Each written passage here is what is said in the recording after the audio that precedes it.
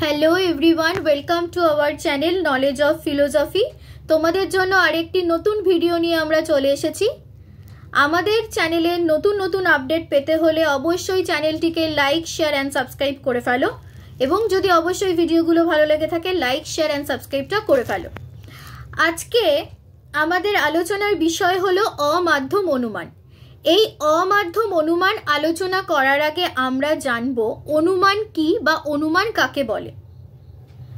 অনুমান হলো এক প্রকার মানসিক প্রক্রিয়া, যার মাধ্যমে আমরা জ্ঞাত সত্য থেকে অজ্ঞাত সত্যে পৌঁছতে পারি। জ্ঞাত সত্য থেকে অজ্ঞাত সত্যে পৌঁছানো মানে অর্থাৎ জানা থেকে অজানায় পৌঁছতে পারি। এই মানসিক প্রক্রিয়ার একটা বাচনিক রূপ আছে, যেই বাচনিক রূপটিকে বলা হয় যুক্তি। অর্থাৎ অনুমানকে যখন আমরা ভাষায় প্রকাশ করব তখন সেটা যুক্তির আকার ধারণ করবে। তাহলে আমরা বলতেই পারি অনুমান যুক্তি, যুক্তি অনুমান।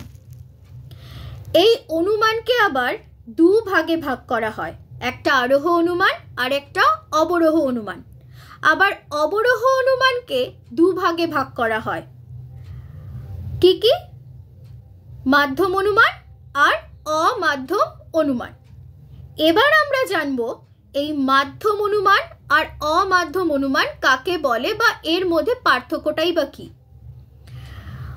অমাধ্যম অনুমান হলো যে অবরোহ অনুমানের সিদ্ধান্তটি একটি মাত্র হেতুবাক্য বা আশ্রয় বাক্য থেকে অনিবার্যভাবে নিঃসৃত হয়, তা হলো অমাধ্যম অনুমান। কি বলছে? যে সিদ্ধান্তটা একটা মাত্র হেতুবাক্য বা আশ্রয় বাক্য থেকে নিঃসৃত হবে, সেটাই অমাধ্যম অনুমান। উদাহরণটা কি আমরা স্ক্রিনে দেখে নেব। সকল মানুষ হয় মরণশীল এ বচনে।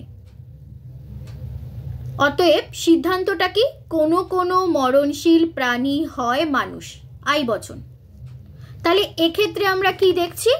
যে একটি মাত্র হেতুবাক্য বা আশ্রয় বাক্য থেকেই কিন্তু সিদ্ধান্তটা নিঃসৃত হচ্ছে, তাই এটা হলো অমাধ্যম অনুমান। এবার মাধ্যম অনুমান কাকে বলছে? যে অবরোহ অনুমানে সিদ্ধান্তটি একাধিক হেতুবাক্য বা আশ্রয় বাক্য থেকে অনিবার্যভাবে নিঃসৃত হয়, সেটাই হলো মাধ্যম অনুমান। মানে একাধিক হেতুবাক্য বা আশ্রয় বাক্য থেকে সিদ্ধান্তটা নিঃসৃত হচ্ছে। উদাহরণটা কি? সকল মানুষ হয় বুদ্ধিমান এ বচনে। তারপর সকল ভারতীয় হয় মানুষ এ বচনে সিদ্ধান্ত হচ্ছে সকল ভারতীয় হয় বুদ্ধিমান এ বচন। তাহলে প্রথম আশ্রয় বাক্য হলো কি? সকল মানুষ হয় বুদ্ধিমান। দ্বিতীয় আশ্রয় বাক্য সকল ভারতীয় হয় মানুষ, আর সিদ্ধান্তটা সকল ভারতীয় হয় বুদ্ধিমান। তাহলে এক্ষেত্রে আমরা দেখছি একাধিক হেতুবাক্য বা আশ্রয় বাক্য থেকে সিদ্ধান্তটা নিঃসৃত হচ্ছে, তাই এটা হলো মাধ্যম অনুমান।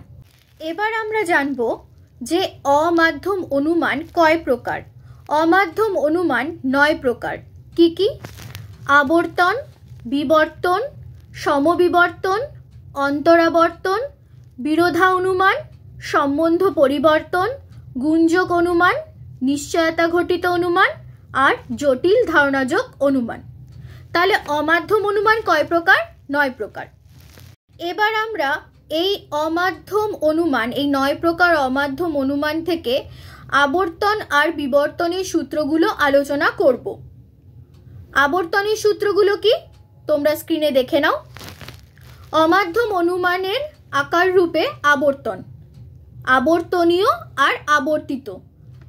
মানে এ বচনের আবর্তিত রূপ হচ্ছে আই বচন, ই বচনের আবর্তিত রূপ হচ্ছে ই বচন, আই বচনের আবর্তিত রূপ হচ্ছে আই বচন, ও বচনের আবর্তিত কোনো রূপ নেই, অর্থাৎ ও বচনের আবর্তন সম্ভব নয়। এবার আমরা সূত্রগুলো দেখব। প্রথম সূত্র, উদ্দেশ্য ও বিধেয়র স্থান পরিবর্তন। আশ্রয় বাক্যের উদ্দেশ্য ও বিধেয় যথাক্রমে সিদ্ধান্তের বিধেয় ও উদ্দেশ্য হবে, অর্থাৎ এক্ষেত্রে উদ্দেশ্য আর বিধেয় স্থানটা পরিবর্তন হবে। দ্বিতীয় সূত্র কি বলছে? আশ্রয় বাক্য ও সিদ্ধান্তের গুণ অপরিবর্তনীয় থাকবে, অর্থাৎ আশ্রয় বাক্য সদর্থক হলে সিদ্ধান্ত সদর্থক হবে, আশ্রয় বাক্য নঙর্থক হলে সিদ্ধান্তও নঙর্থক হবে। এখানে গুণটা অপরিবর্তনীয় থাকবে। তৃতীয় সূত্র কি? যে পদ আশ্রয় বাক্যে ব্যাপ্য হয়নি তা সিদ্ধান্তে ব্যাপ্য হতে পারে না। অর্থাৎ কোনো পদ আশ্রয় বাক্যে ব্যাপ্য হলে সিদ্ধান্তে ব্যাপ্য হবে।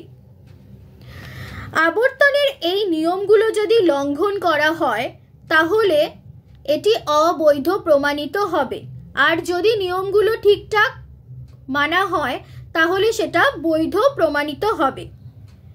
এবার আমরা জানব বিবর্তনের সূত্রগুলো। বিবর্তনের নিয়ম কি? বিবর্তনীয় আর হচ্ছে একটা বিবর্তন। বিবর্তনীয়তে এ বচন, মানে এ বচনের বিবর্তনের রূপ হলো ই, ই এর বিবর্তনের রূপ হলো এ, আই এর বিবর্তন রূপ হলো ও এর বিবর্তন হলো আই। তাহলে এ বচনের বিবর্তনের রূপ হলো ই বচন, ই বচনের বিবর্তনের রূপ হলো এ বচন, আই বচনের বিবর্তনের রূপ হলো ও বচন, ও বচনের বিবর্তনের রূপ হলো আই বচন। এবার সূত্রগুলো দেখব। প্রথম সূত্র, এখানে উদ্দেশ্য ও বিধেয়র কোনো পরিবর্তন হবে না, অর্থাৎ উদ্দেশ্য আর বিধেয়র স্থান পরিবর্তন হবে না। দ্বিতীয় সূত্র, আশ্রয় বাক্যের বিধেয় পদটা সিদ্ধান্তে বিধেয় পদে পূর্বে অযুক্ত হবে। যেমন আশ্রয় বাক্য কোনো কোনো মরশুমি ফল হয় সুস্বাদু, এটা আই বচনে করা হয়েছে। সিদ্ধান্তটা কি? কোনো কোনো মরশুমি ফল নয় অসুস্বাদু, এটা ও বচনে করা হয়েছে। তাহলে এখানে কি হচ্ছে যে মরশুমি ফল হয় সুস্বাদু, সুস্বাদুটা বিধেয়, আর এখানে সিদ্ধান্তে সুস্বাদুর আগে অযুক্ত হয়েছে। তৃতীয় সূত্র কি? আশ্রয় বাক্য ও সিদ্ধান্তর গুণ আলাদা কিন্তু পরিণামটা এক। কি বলছে? আশ্রয় বাক্য আর সিদ্ধান্তর গুণটা কিন্তু আলাদা কিন্তু পরিণাম এক। আজকে আমরা এই বিবর্তন আর আবর্তনের নিয়মগুলো জানলাম। পরবর্তী ভিডিওতে কি করে আবর্তন থেকে বিবর্তন, বিবর্তন থেকে আবর্তন এবং সমবিবর্তনটা করা হয় তা আমরা জানব, এবং এই বিবর্তন আবর্তনের নিয়মগুলো মেনে আবর্তন বিবর্তন কি করে করা হয় সেটা আমরা শিখব। আমাদের চ্যানেলের নতুন নতুন আপডেট পেতে হলে অবশ্যই চ্যানেলটিকে লাইক, শেয়ার অ্যান্ড সাবস্ক্রাইব করো, এবং আমাদের ভিডিও যদি ভালো লাগে অবশ্যই লাইক, শেয়ার অ্যান্ড সাবস্ক্রাইব করে ফেলো। ধন্যবাদ।